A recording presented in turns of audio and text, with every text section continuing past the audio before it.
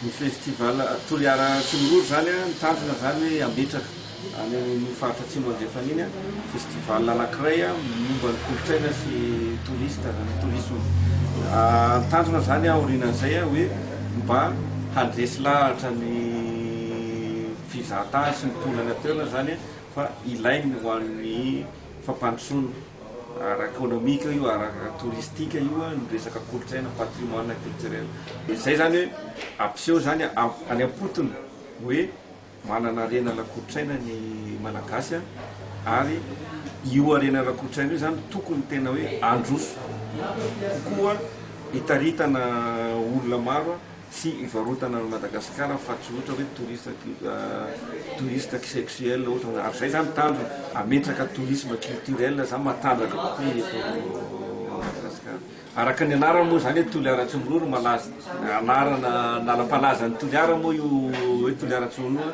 tsy taloha zany maro ny olona mpandehandeha amin'ny arabe amin'ny alina ohatrany hoe tsy matory mihitsy ny Toliara ka nisafidianina moa zany ny Animangily ifaty eo amin'ny 420 km miala Toliara édition voalohany indrindra ty ary tsy avelanay ty fa toizinay izy zany resaka commerce zany tena lesoka anatinay izy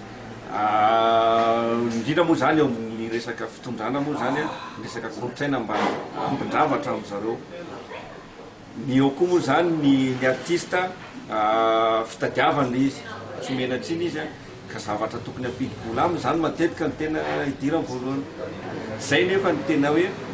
zavatra tokony ho amiditsika zay kolontsaina tena hoe fa tokony hoe mijanona mba malagasy azy fa tsy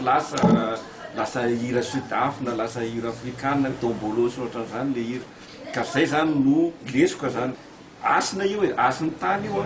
raha manaja ny taninao anao omeny taninao asina ianao avy eo